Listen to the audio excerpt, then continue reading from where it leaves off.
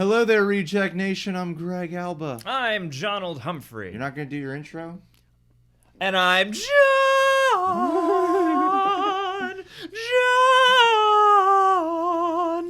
I really did come up with that off the top of my head the first time. Hey guys, we're going to talk about Rocketman, the biopic, musical biopic based on the life of Elton John. Now, his whole life, a very specific chapter that revolves around, of course, his rise to fame and this music industry, but ultimately all wrapped around this through line of when he became a drug addict to when he became clean. I'm going to start off with saying this.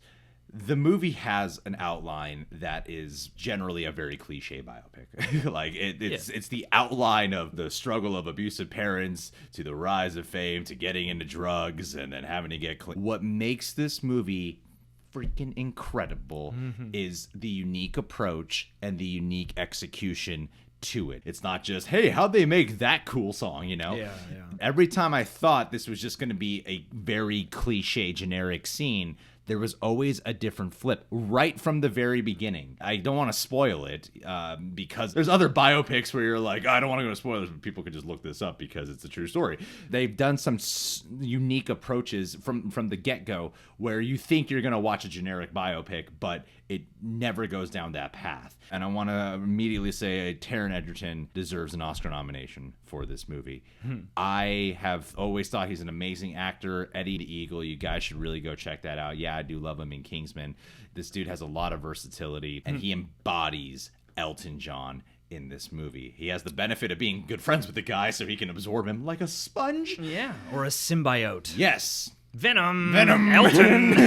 No, I totally agree. I mean, I had such a wonderful time watching this movie, and it just has such a life about it. There are going to be certain aspects of any biopic that are going to be kind of similar, especially when we're dealing with the music industry. But yeah, this movie really sets itself apart in how creatively it tells its story and how it chooses to not only focus on the facts and the literal elements of Elton John's life, but also the figurative aspects and the nuances as well. We saw those fantasy elements in the trailer, and that was, for a lot of people, one of the most exciting aspects of this. And I think they really use them in a way that completely complements the central figure. Absolutely. So yeah, I had a great time. To me, this is kind of like Walk the Line meets Across the Universe, I'd say. I thought of it. Yeah, I thought of Across the Universe. Because Across the Universe uses the Beatles songs to tell a story. But heavily rearranged and kind of restaged, you know. Because I love the way they executed the songs here. It's not only Taron Egerton re-recording the songs in terms of the vocal department. And it's not just live performance scenarios either, yeah. What was unique about it was they used a lot of his songs that he co-wrote with Bernie Taupin, played by Jamie Bell in this movie. Throughout the film, they break into musical numbers to complement the storytelling. There are times in the same scene where a different character, very important to Elton John in that moment, would take over the song, take over the verse here. And they did it in a way where there was a different kind of cadence, a different kind of delivery. That way you're still getting a scene out of it. You're still getting an emotional aspect. You know in Walk the Line, when Johnny Cash is in the recording booth and he's talking about give me a song with real emotion? It's like that scene, but throughout this whole movie. Yeah, totally. And what's magical, too, is that you're not just waiting for the different moments where they're going to write a certain song or whatever. In just the actual circumstances of the music, so much of these songs were collaborations between Elton John doing the music and the melodies and Bernie Taupin writing the lyrics in a celebration of not only the man's life but his music as well. I thought it was really interesting the way that you get to apply the music, to different times in his life and not just see him performing, which you do. There are some great recreations of some famous shows, but it really brought out the life in the lyrics in a whole other way. And to have them staged with multiple singers and different arrangements and certain moments that are even full-on musical numbers with ensemble dancers and stuff, I thought that really added a whole new flavor that, again, is just totally Elton John. The way they had fantasy-like sequences that really dive deep into the psychology of Elton John, I thought was so different for this film. And it never got crazy. It never got too weird to the point where it's a little off-putting. I still feel like mainstream audiences can definitely absorb this movie. So much credit really rests on the director's hands. Dexter Fletcher, we know his involvement that he had with Bohemian Rhapsody. This movie is all his own. And man, does he do something so different than I'm used to with biopics. I just can't help but admire it. Every category that Bohemian Rhapsody was nominated for, this movie should definitely get nominated for all those categories. Yeah. And Dexter Fletcher should get a Best Director nomination. I fully think so. I really do too. I mean, this movie to me just played out so smoothly. I was engrossed and roused the entire time. I felt all the different emotions pretty naturally. There were a couple of moments that made me genuinely touched and crying. I cried a couple of times. There's a specific sequence towards the end. I don't want to give away the way they handle a lot of the style. How'd you put it? Some things are like figurative, some things are kind of literal. Yeah, I feel like a lot of biopics focus on the literal for the most part, and this one does have the literal, but it also goes really into the figurative of different moments or different interludes in his life. Going back to some of the visual style cues, I feel like a lot of these movies get stylistic when someone's strung out on drugs or whatever, and it's, are they going to make it through whatever situation? But this movie also does that for really high elated moments too. There's that scene where he's floating off the piano, or different moments on stage where they'll have these visual elements that really immerse you into a feeling more so than an event, you know? Yeah, it wasn't one of those movies where I was distracted by, is this true or not? Yeah. Because I was so engrossed in the way they decided to tell this story.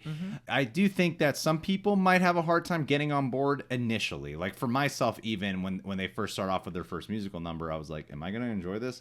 After a while, I really did start to get into it, because you start from the childhood, and whoever the child actors are of Elton John, they're really good too. But when you get to the Taron Egerton, when Taron Egerton's playing Elton John, that's when it really started to click. The movie really started to engross me heavily once you get to the Bernie character played by Jamie Bell, who I think deserves a supporting actor nomination. Oh yeah, their relationship is so much the soul of this movie. It's the heart of this movie, and their chemistry, and like their first scene. Yes. Their first scene. Dude. Every time you think this is going to be another generic by the numbers scene, it doesn't devolve into that. It doesn't become that. They share a moment, and what's smart about that is you see what endeared them to each other, not just that they became friends. Yes. You know, and you fall in love with their relationship with each other. And in a movie that has so much about love and the lack of love, and for a person who, at least by the facts of this movie, grew up in a pretty loveless environment, you really do come to hold on to... Shouts out really quick.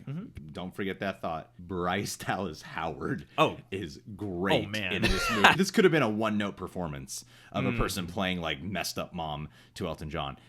Bryce Dallas Howard is very layered in here, and man, is she great in this movie. Yeah, I didn't realize she was in it. When she showed up, I was like, wait a minute, is that Bryce Dallas Howard? And she does just blend right into her role. But yeah, like in a movie that focuses so much on the yearning for love and the lack of love, his relationship with Bernie does prove to be the one through line that, even through the ups and downs, it is the longest running, most loving relationship that the movie at least shows us that he has. It's like a brotherhood dynamic. Truly. The other thing I didn't realize I was watching this is this movie's R-rated. Yeah, I didn't realize I had to recount the amount of F words I was hearing at one point when I was like, is this movie rated R? Holy crap. Elton John had a lot of struggles with his homosexuality. This movie does not shy away from. It's a big integral part to his journey. They could have probably gone more graphic if they wanted to, but for what a lot of these movies do, they didn't shy away from it. Most movies shy away from it. That's a good thing. And this movie does not shy away from it. The movie is basically recounting his life story. And when he's in rehab, he does say he was a sex addict. And there's even this really cool visual number. It's like you don't see him boning a bunch of dudes in the movie, but there's this cool visual number that's implying a lot into the hypersexual orgy lifestyle without getting insanely graphic about it. You know? You really get the idea. And they don't need to be super frivolous with it. Yes. But there is a scene in here where I'm like, I'm so happy this movie exists. Sure, could they have given us like an insanely graphic sex scene? Sure. It could have been Team America if they wanted to. But for most movies, they would definitely have PG-13 this shit down. And there's a scene in here where I'm like, man, they really went for it, and I'm happy they did. Yeah. For all you Rob Stark fans. Yes. Rob Stark, he's good in the movie. He's probably the most cliche. Like the second he's on screen, we're like, okay, I know exactly who's that his character is. I can tell from your haircut what's gonna happen happen way with you you. talk, the point you come into this movie, I'm like, I know exactly who this character is. He's the most generic of them all, but he does do a good job. I guess the last thing I'll say is the way this movie executes its themes. This movie breathes very well. It's not in a rush. It's not like, oh, by the time you get to Act 2, he's super famous, you know? Yeah. Like, it's a while you spend with his childhood. It's a while you spend with the struggle and the journey before he starts making some hits. Does it have a little bit of that syndrome that biopics tend to suffer with of like, wait, how much time has passed exactly? What year are we at now? Occasionally it does slip into that. However, the movie does breathe excellently, and I think the way they handled its thematic qualities of a guy who is loved by millions but doesn't feel like he'll ever be loved individually, and there's this other theme in there too of you have to kill who you were in order to become the person you want to be. It's a very established early on in the film. And it really lives in that space. Yeah, throughout. As he gets more famous, the unresolved things from his past just seem to get stronger, darker. They seem to get a bigger hold of him. So this life of fame is this escapism, but it's all embedded in this trying to get away from this pain from his past that just seems to be consuming his life. And I love the way they handled that, not just in a psychological storytelling way, but in a visual palette. There's a scene towards the end that if you see the movie, you'll know what I'm talking about. There's a moment there, just like, man, I started to really cry a lot, and how just me thinking about it's making me want to tear up again. It's so powerful. It's touching. It's a very, very touching movie. And not just touching because it's Elton John. I think it's touching too because you'll relate. This movie is really thought out, wonderfully performed. The musical numbers are great. The approach is awesome. The themes explored are excellent. This is one of the best biopics I've seen in a very, very long time. It's pretty obvious. If I have to compare this to Bohemian Rhapsody, of course I prefer this over it. It's different. Don't go in expecting Bohemian Rhapsody. My concern is Bohemian came out late in the year, so it was easier to get acknowledged for Oscar nominations. Yeah. I'm really hoping this does not get forgotten about because this is a special film. I'm not even a big Elton John. I'm not like I know Elton John songs, but I'm not like an enthusiast. But this was one of the biopics that made me, the way how Ray affected me, the way how Walk the Line affected me, made me go, I want to hear more Elton John now. No, I agree with you 100%. I mean, I just got swept up in this movie. I had such a great time. I really reacted hard to this movie. I laughed a lot. I cried. I was really invested in his journey. And going with a comparison to Bohemian Rhapsody, it's just, this is the movie I wish that movie could have been, because it really does complement its central figure. And again, I don't know all the history. I haven't done a deep dive on this, but whereas Bohemian Rhapsody to me felt kind of disingenuous or like it was trying to polish up the story, this felt very just genuine to me. I feel like this is an example of what good can come of somebody having a hand in their own biopic, because he says it himself. I was an asshole some of the time. Like, I did some really bad decisions. And the movie seems, to present the story in a way that is very relatable but feels pretty real. And I can't compliment the different departments enough. There are definite scenes where you're like, man, Elton John was a dick. And I appreciate that it didn't shy away from that. I mean, it's so three-dimensional. All these movies